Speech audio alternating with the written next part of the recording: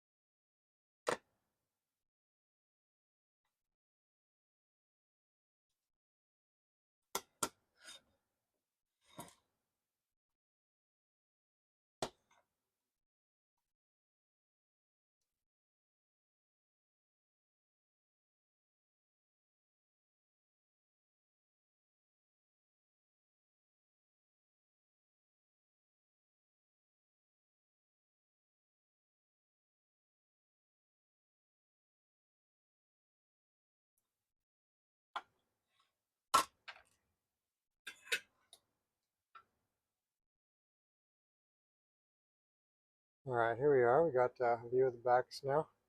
So it does appear as though these are not cold solders. Somebody has done these. And I can tell because there's, see that, that's all flux. So that's not factory. You can tell someone's been in here. And these are a little more obvious. But this is such a notorious problem on these driver boards, or power supply boards, that it's been known for a long time that they cause problems. So, you know, people 30 years ago were fixing these boards. So if you get one that's been untouched forever, you might find cold solder still on there, but in this case, they have been done. So if you really want, I mean, you could buy a cap kit, replace all the caps, and replace um, this little guy here. But, you know, that might not even fix it. It could be one of these out. It could be a lot of things. So I would say just call this one. You know, I'm going to put it in a pile and call it parts. I'm never going to get around to it. So I'm just going to store it for like 20 years. And then maybe I'll throw it away someday. But for now, it's going to the parts bin. But if that did fix it, then let me show you how to put it back together at least. Because if you had cold solders, you want to put the thing back together before you plug it back in, obviously. Everything's got to be reassembled. So you put the screws back in. And then with this, if you notice, these two holes are closer to this side than they are to that side. So you really can't put it in backwards, which is nice. So we're going to put this guy back together, even though we didn't fix it. For $90, it's just not worth it.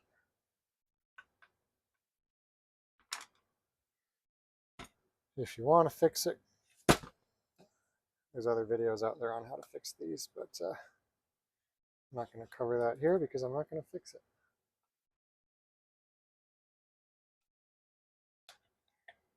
All these back on there. You want to get everything nice and tight back on there.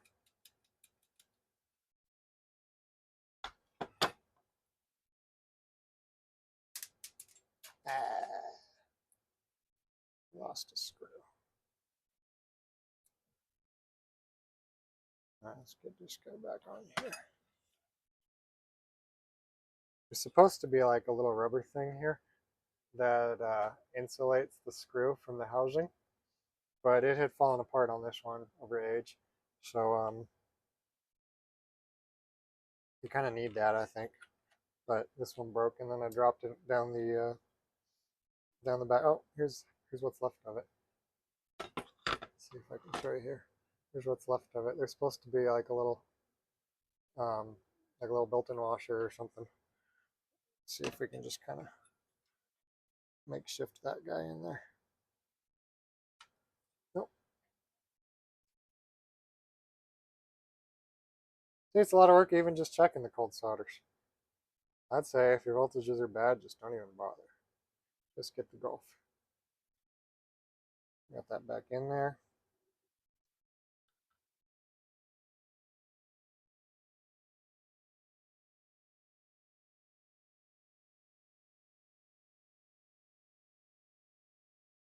All right. And the nut that I dropped, I'm going to go look for it. All right, got the nut back on there. There you go. Tighten her down.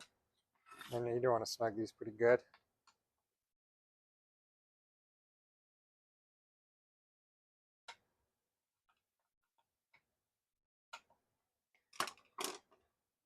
And then it's time to put this back in. Maybe I should have done this first. I don't know. These are one of the more difficult power supplies. All right, stick that back in there. Hope for the best. And then a lot of times you got to kind of heat these up one at a time and kind of wiggle it in there. Let's do that here. You get a little bit here, a little bit here, a little bit here, a little bit here. Oh, is that all the way? Yep. All right, now we're in. Good.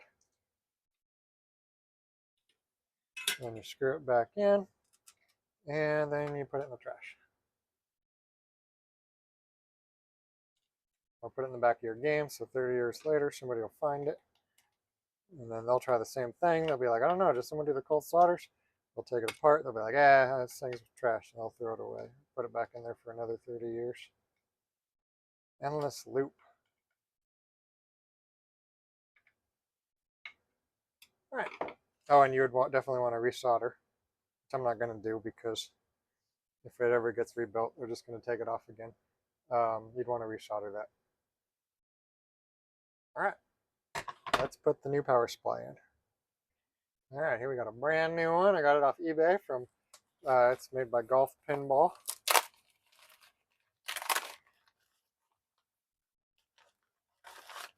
Actually, I think the guy's name's Donald. There you go. There's some, you got in here, you got screws. You got some directions. I'm probably not going to read because reading is lame. All right, now we're going to put these little things in there. See, again, everything is nice and labeled. So you know exactly what the voltages are supposed to be. This is the input here. And then these are the outputs. This is the 5-volt regulator. Super nice little compact guy that these things use now. Used to be all kinds of stuff to get the 5 volts. Now it's just this. So you got to put these little standouts on there because that's what keeps the back from touching the metal. Put those in.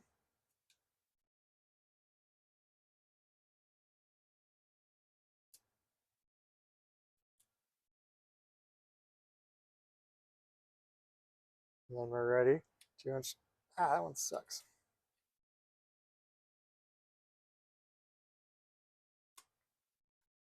There we go. That fought me a bit. There we go. Now we're ready to put this in the game. So let's do that. All right, so you'll see these 3 holes are the 3 holes from the original bracket for the original power supply. When I do these, I line one up to the middle one like that. And just put that in with the driver.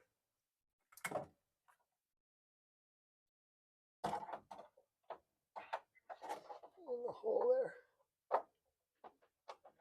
There we go. Tighten it down.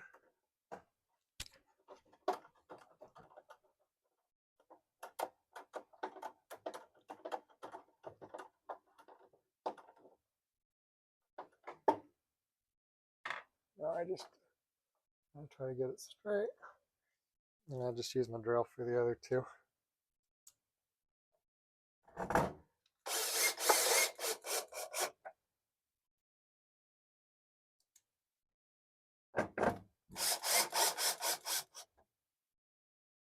Snug them up by hand.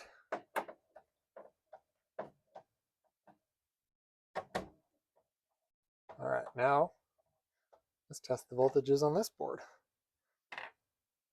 So again, we take this, this is the only one that needs to be plugged in to test the voltages.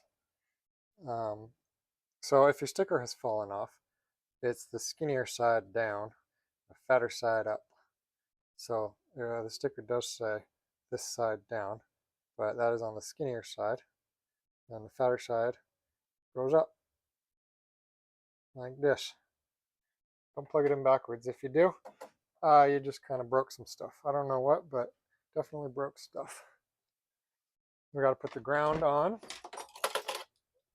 Before we plug it in, we want to put the ground on, which is this little guy here.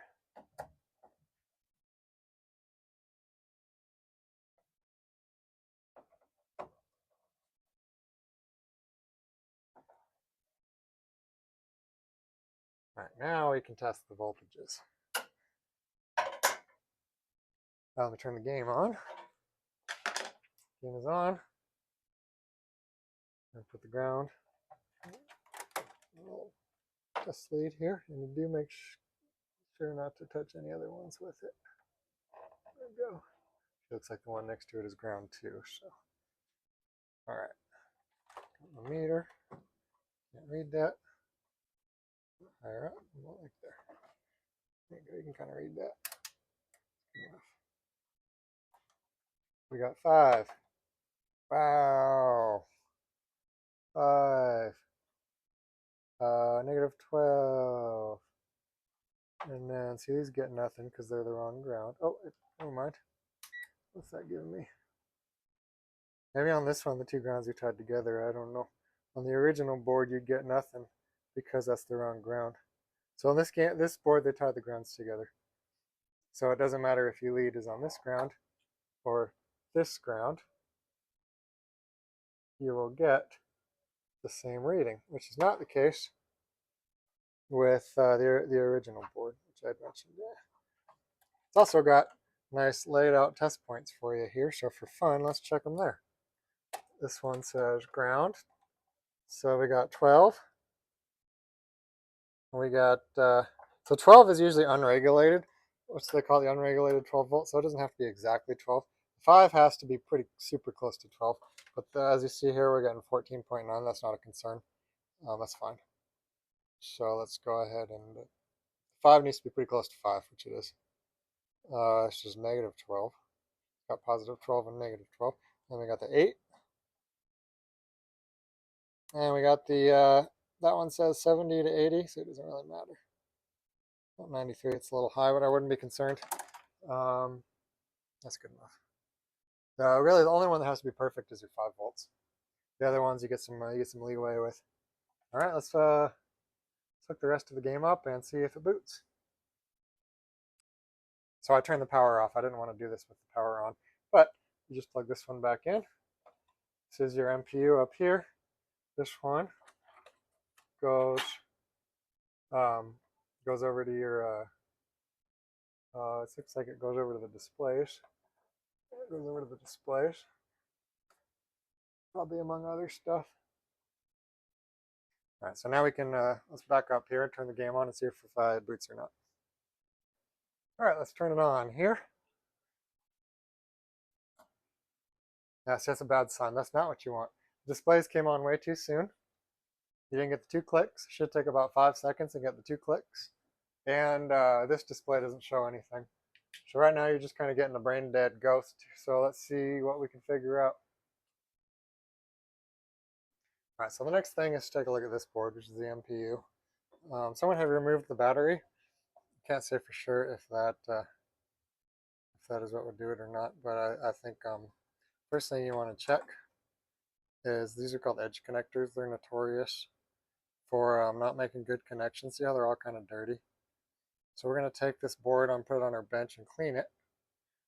And there's not a lot of socketed chips on this board, but it's super common for socketed chips to start making a bad connection over time.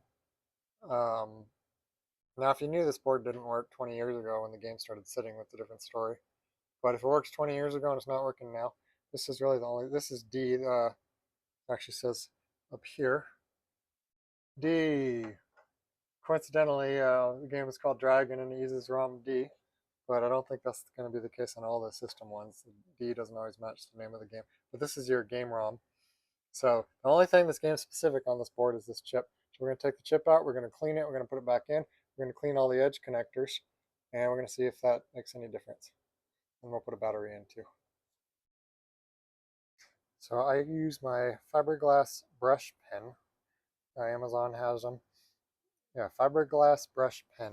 They're super good at cleaning this kind of thing here without taking too much off.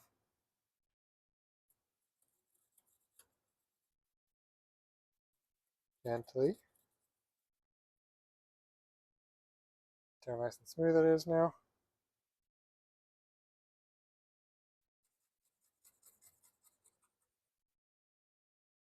There you go, look at that. As opposed to this. Yucky.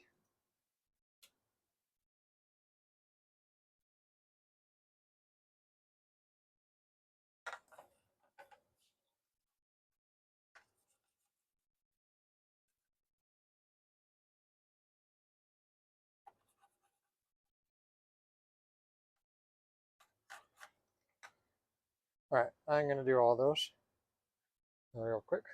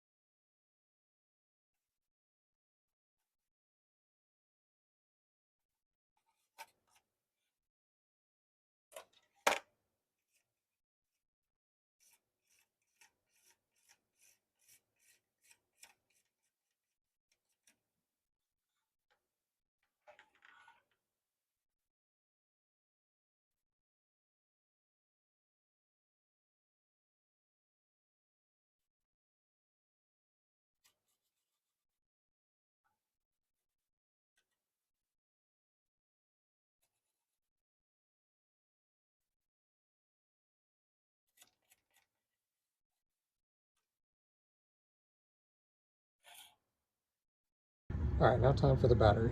So there's a lot of well, there's a lot of info about batteries, but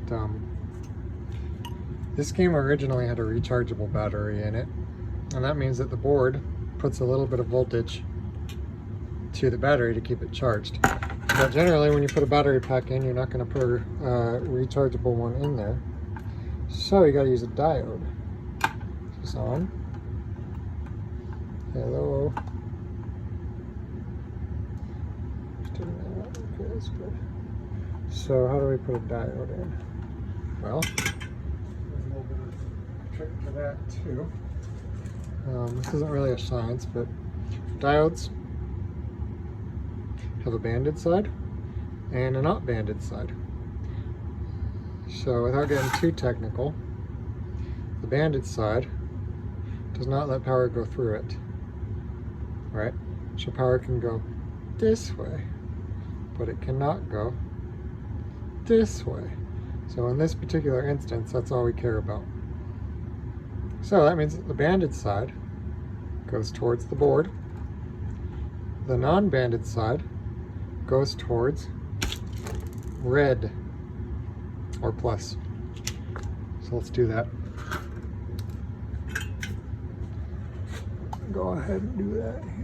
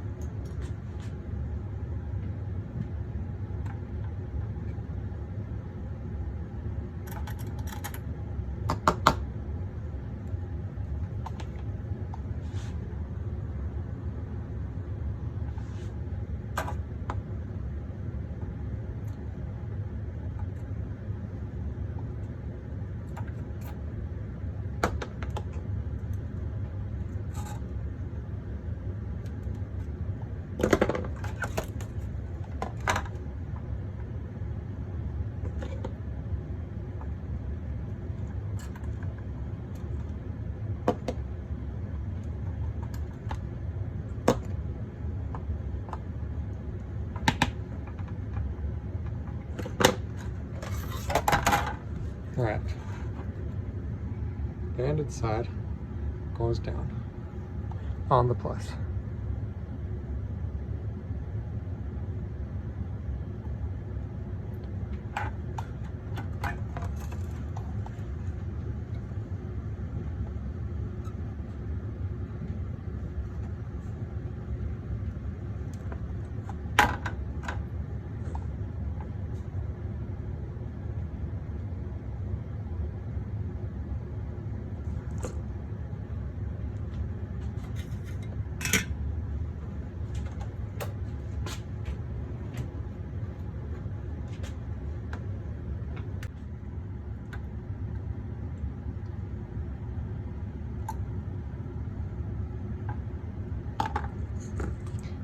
Put a little bit of heat shrink in there ahead of time.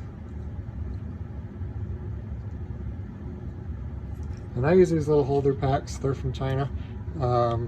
These button cell batteries, they use the CR2032 button cell. Those are a popular option.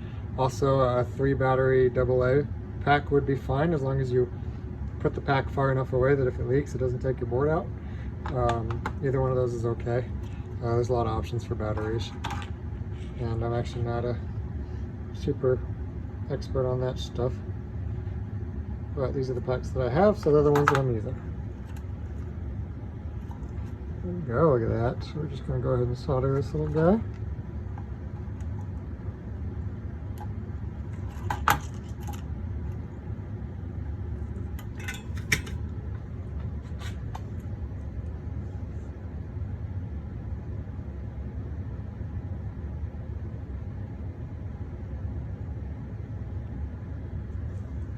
Double check the bottom here, how it's looking good. Alright, we're going to snip off the extra with my little snippers. Yep.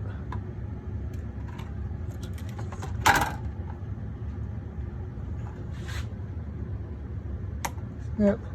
I'm going to pull the heat shrink over everything. And then we're going to heat it up.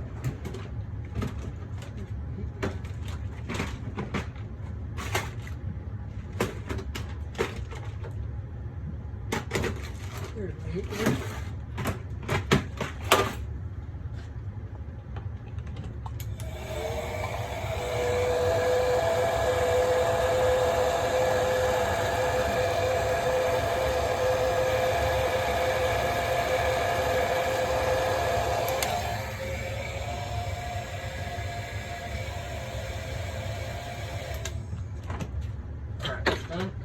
Now the ground side is much simpler. So on this board there, ground is labeled right here. Ground. So there's a little negative. It's hard to see because there's a flux on it, but that's a little negative right there. If it's been corroded, which it often has, you might need to look at the board and find another spot. It's super common for this to be corroded, but you could solder the battery to here if it was, so it just goes right to it. If the ground is corroded, you can see on the back that it, you can go to here, you can go to here. You could clean some of that off and put it to here.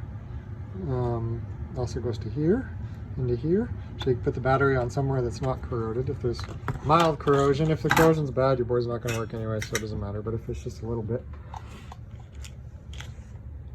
What's this here? All right, let's put the negative in.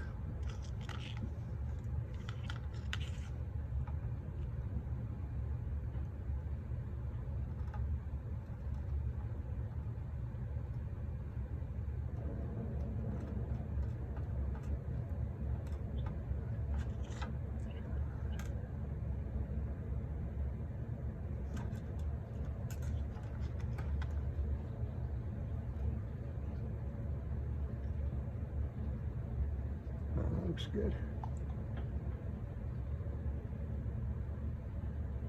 All right. Now we'll put the battery in. Let's step here, and then we're going to use our meter to make sure we got voltage.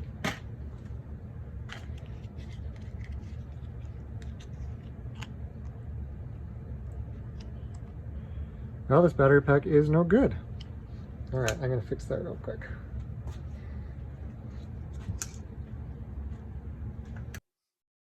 All right, so we got the battery in. All is good. Let's make sure we are making contact. Let's see how I can do that right there. Here we go. Perfect. So obviously you can test right where they're soldered into, and that's good. But I like to test at different spots on the board to make sure the solder is good and everything. So the negative on the back, and I can see it here. It's hard to tell from I can see the back side of the board. The trace goes over to here. And this is backwards. And this one obviously goes to here. So you can see here if you got voltage. And, the diode has a bit of what they call a voltage drop. So it's going to be less than what the battery reads by itself. But 2.6 is more than enough. So if the board still doesn't boot, we know it's nothing to do with the battery because this is a proper install. Let's put the board in the game and see what happens. Almost forgot. We talked about cleaning the socketed chip here. So we're going to do that. Let me get this out.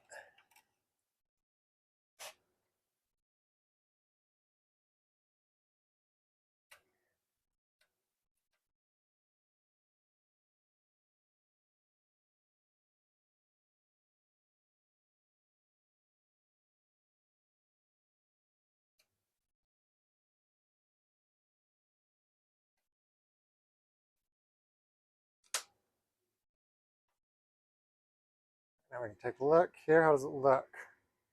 It's a little dirty. So let's clean it.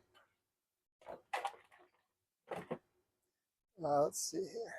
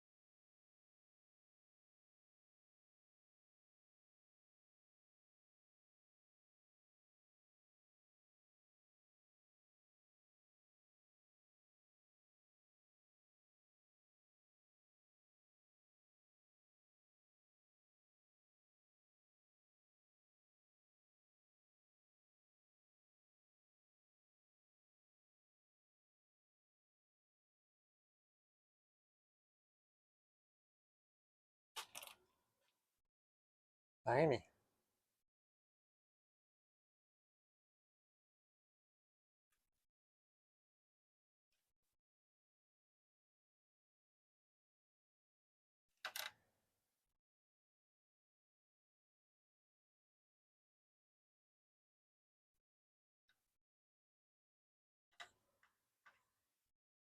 All right, I got the board back in, and I did a little bit of work off camera. I want to show you guys what I did here.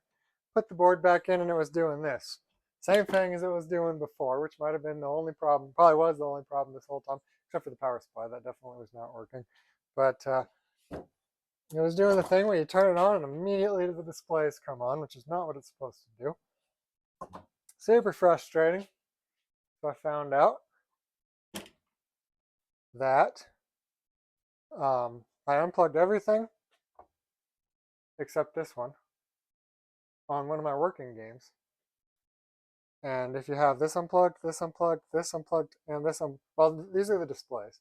If you unplug this, which goes to the driver board, you unplug this, which goes to the play field, and you leave that plugged in, then the display should still take a couple of seconds and then come on. So I traced this and it goes down to the rectifier board, or I mean the board down here with transistors on it. Let's go take a look. So that cable goes to here. Goes to here. So I checked all the fuses, everything looks good. It goes to here, and then it goes through these diodes over to here. And then it goes to the coin door. This is the plug for the coin door. So sure enough, I unplugged this plug on one of my working games, and it did the exact same thing, where you turn the game on, and the displays immediately come on, which they're not supposed to do, and then it never finishes booting. So, so then I took a look at the coin door. I figured maybe it was something with the coin door. I want to show you guys here. This is pretty cool. Going down. Let's get a better view at this coin door. All right, so here's the coin door. And I know on Bally's, a lot of the times, if you have a stuck coin switch, it can do weird things. That's not what happened here, but that was kind of my thought. Why don't we check the coin switches? So I did. You pull these coin mechs out like this. I pulled both the coin mechs out. And then I found, let's go here, zoom in here a little bit. So this coil here is called the coin lockout. This is designed so if the game is not turned on and you put a quarter in, it spits the quarter out down here instead of eating it. That's because, you know, like in the 70s and the 60s, sometimes the games, the lights would be turned off until someone put a quarter in. So now it seems kind of stupid who puts a quarter in a game that's turned off. But back then, it was kind of common for a game to look like it was off, but actually be on. And this was to prevent people from putting money in a game that was turned off and then getting pissed off. So what does it do? It moves this little thing here. See? It moves it in, and that diverts the coin through the coin mechanism. These coin mechanisms are a little complicated, but it diverts the coin from going through the coin mech where it scores, where it activates the switch, which gives you a credit. So it either goes down here and gives you a credit, or it goes down here into this little trough, and then it comes down here, and then you get it back. That's what that does. But over here, this little metal piece was touching like this, right? It's touching like that, and that was this little metal piece was touching here, and that was the problem. So I moved it out, and it worked. So here, it did the weird thing where it didn't boot, which might have been the only problem with the MPU. The power supply was not working because we disconnected the MPU. We checked the voltage from the power supply. Power supply was not putting out the correct voltage. So that 100% we needed to replace. But I think the only problem with the MPU. All right, sorry, my video was cutting and going there for a minute. So anyways, like I said, this was the only thing that was causing all this problem here. This is the switch. The coin goes through the coin mech, and then it hits this piece of metal, which closes these two contacts. That's what gives you a credit on the game. And this is the lockout. So if it's in, it's supposed to divert the coin to here, where it returns it. And if it's out, it's supposed to drop the coin here to give you the credit. But this little piece of metal was touching the switch just like this, just like that. It was in the middle of the two. All right, so now we turn it on. Got everything hooked up again. Now we turn it on. And it's doing it. That sucks. So we remove this thing here, just like that. Now let's try it. What happens now?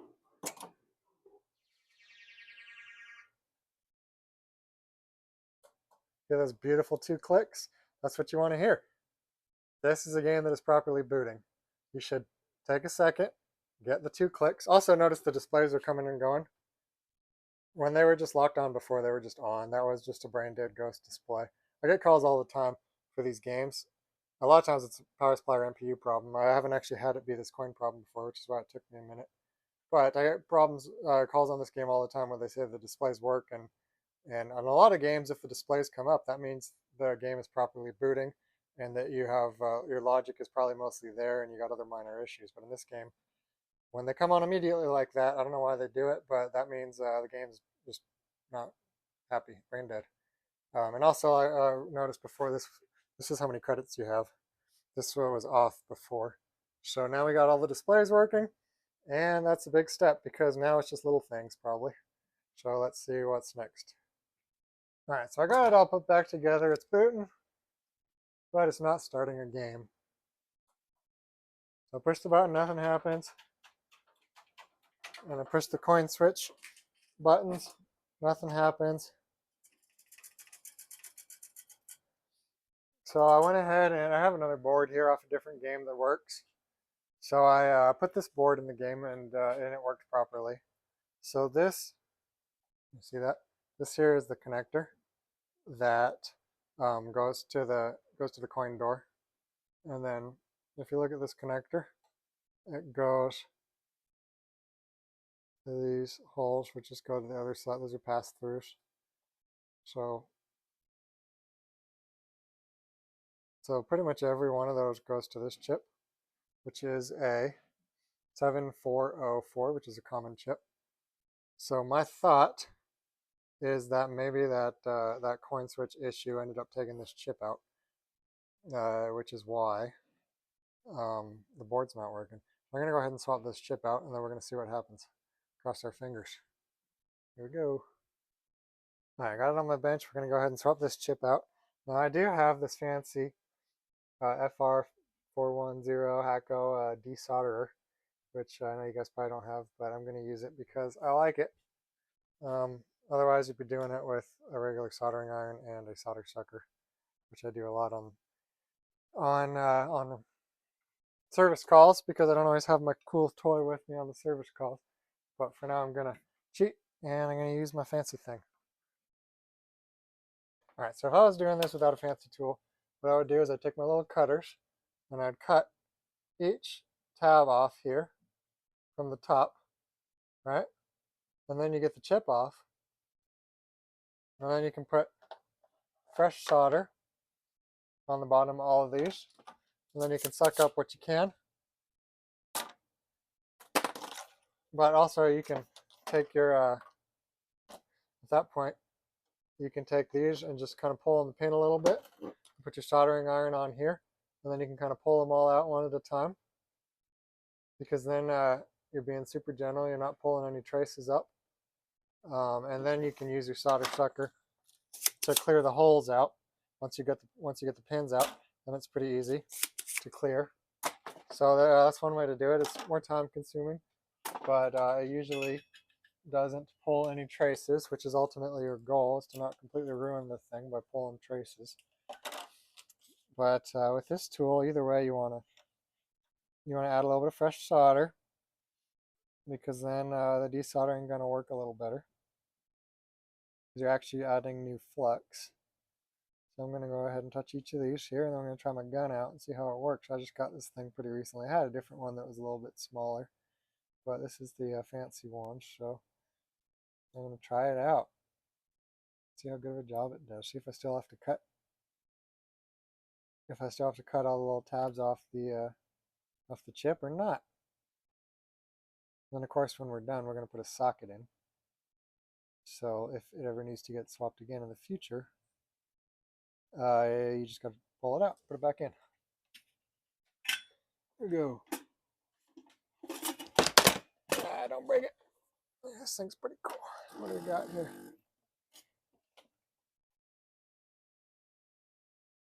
You did a pretty good job. That's pretty good. There you go. I gotta say, this thing's really getting the solder out of there.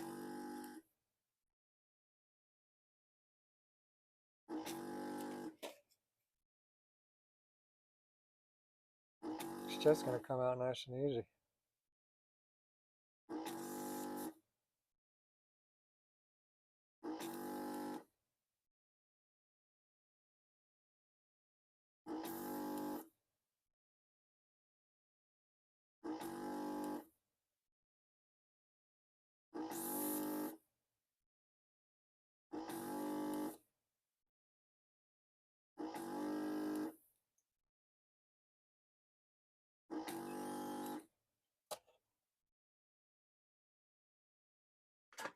What do we see here? That looks pretty good. Look at that. See, that solder's gone. Now, how hard is it going to fight me to get it up? Let's see.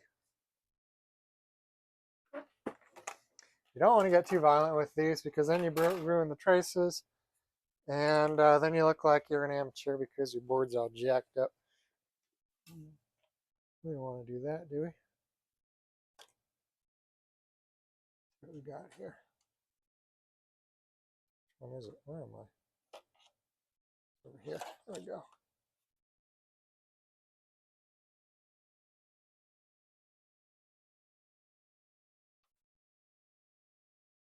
All right, here we go. Is it going to come up?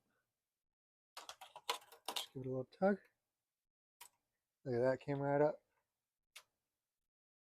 That was clean. Wow. Cool, now let's put a socket in. Oh, and we got to remember which way the chip went.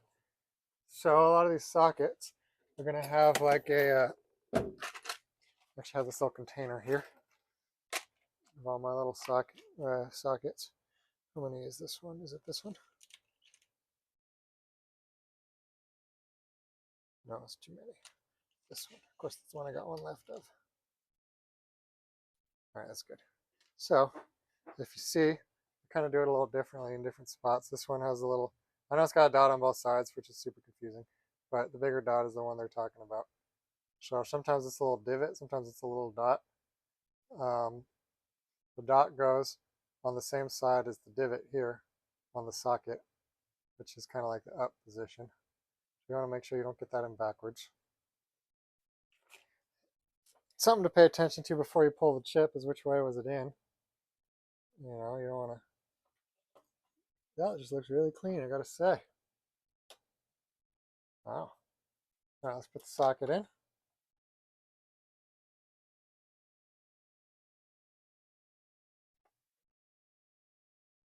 There we go. Socket is in. And then we just kind of tack it on each side to keep the socket in. And then we go ahead and solder it in.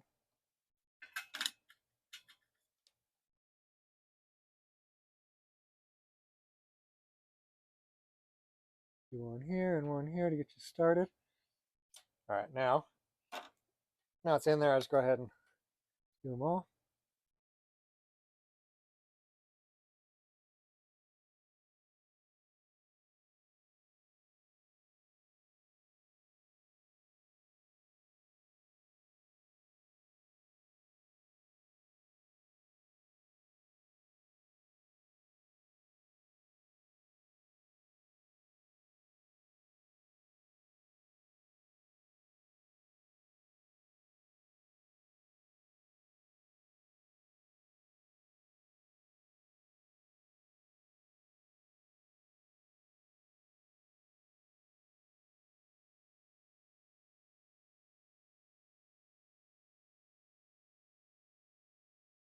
All right, now we take a close look and see if anything's touching anything else.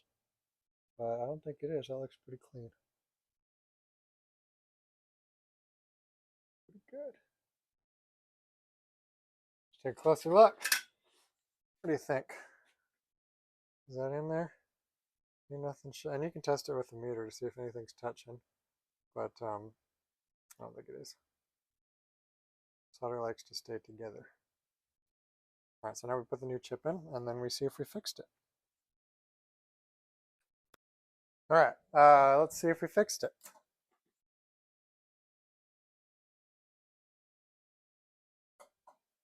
Still booting, so we didn't ruin it.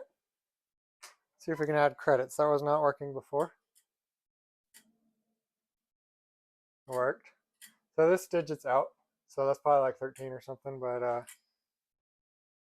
it's responding, so it's working. We just have a digit out. But will it start a game? It works. Look at that. We got no sound, but it's working. I'm happy. See, we're scoring. This is good. Pop bumpers? Yeah. All right, why do we have no sound? Let's find out here. Sound. So upon visual inspection, see the speaker wire is not plugged into the speaker. You are not going to get sound if your speaker wire is not plugged in to your speaker. Unplugged speakers do not make sound. Let's ohm the speaker out, see if it's any good. 6.4, I'll call that good.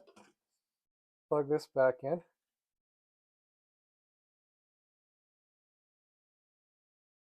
A little bit. Let's turn the game on, see if it has any sound now. It's going to take a second to boot up here. Ah, we got sound. That was easy. Some fixes are easier than others. While we're down here, this is the potentiometer to turn the volume up and down, which is a little weird on this game. Does that work? Quiet. So it works. Sound works. Check. Alright, I was planning on shopping this out and getting it all pretty as part of this video, but really shopping these games out is pretty much the same, and I've done like 4 videos on how to shop these out. So this took a lot more to repair than I was initially expecting. So it turned out to be a pretty long video, and I think the information on how to get it to this point is probably more valuable anyways. So I'm not going to shop it out as part of the video, but let's start a game, and let's, so that flipper's weak, I can fix that. We'll take a look at that. Oh, I already know why it's weak. Someone put a wrong mechanism in there. I gotta swap the mechanism out. But these aren't working. We can talk about that. That's not working. That's working.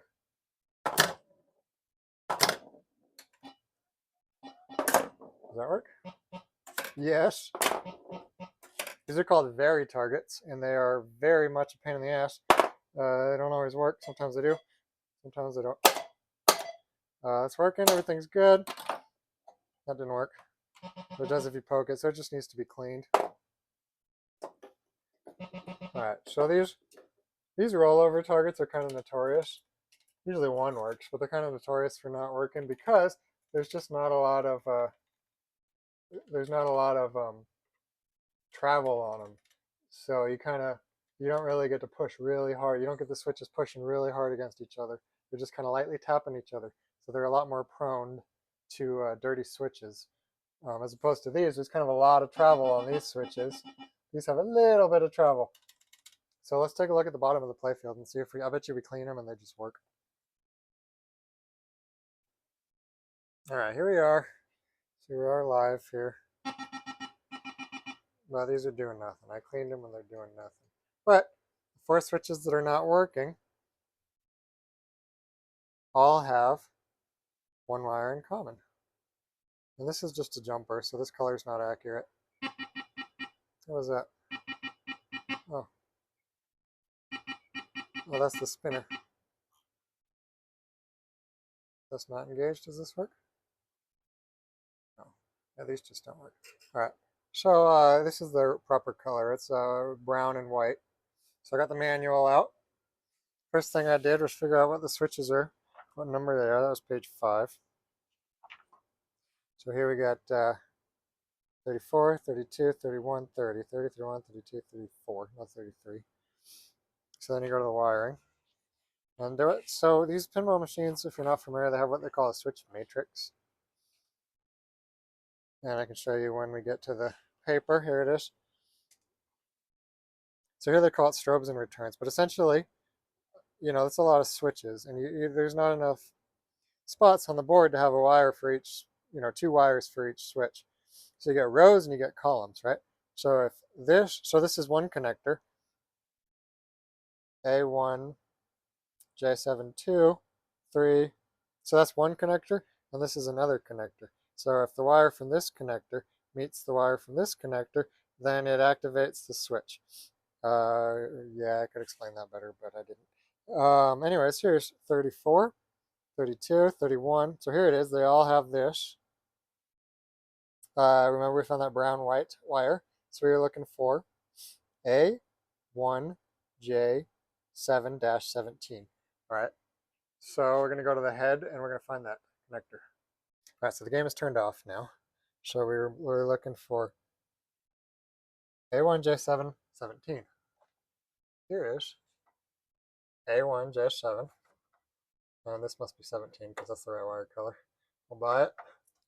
So sometimes the pins just look like crap. This pin here is not out quite as far as the rest of them. It's kind of hard to show, but it could just be a connector issue. So we can pull that pin and repin it. But let's check first. Let's make sure. Could also be, something to do with that maybe. But first we're going to ohm it out. I'm going to use my cheat sheet here, which was my other board, to figure out where that goes instead of pulling that board off. So it's this far connector here. Is it the very last one? It's the very last one. So if you look on here, the very last one goes to this pin. Right? So that's on the left side, second from the bottom. Or is it third? Second. So let's just, so that should be this pin right here, yeah? So let's ohm it out and see if it's making it from this pin on this chip all the way to the playfield. All right, this one's a little harder to show on the video, but I put one end of my alligator clip onto the brown and white wire here on that top switch that we showed. And then I'm going to take the other end of my meter. And first off, let's see if it makes it to the connector. Meter's off. All right, it's making it to the connector. Does it make it to the chip? I think we said it was the second one down. It does make it to the chip. Why is it not working?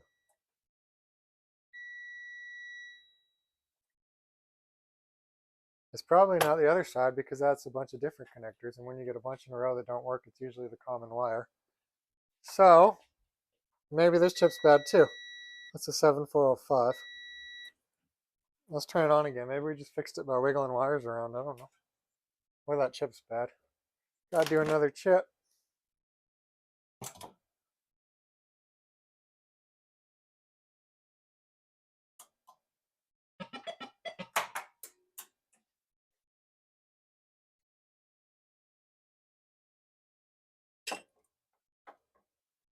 I'm gonna hold it down and wiggle the wire around. I bet you that chip's just bad. I'm gonna try swapping that chip out and see what happens.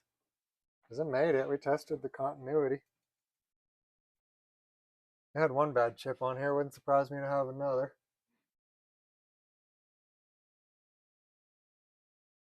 All right, we gotta swap the chip. We gotta do what we gotta do.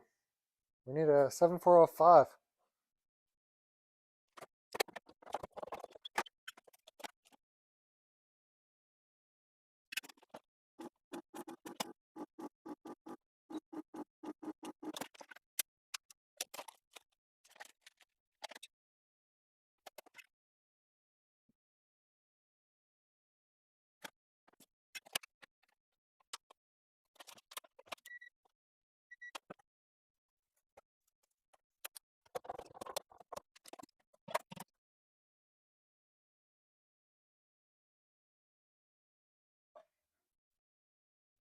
All right, I think I'm about done here.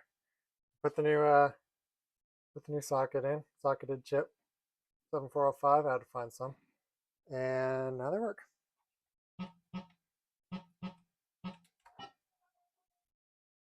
So for this one, so now we got that is the adjustment problem. Would be my suspicion. So we lift this up. I'll get it on the tripod here. We'll show you the adjustment. It's just not making it.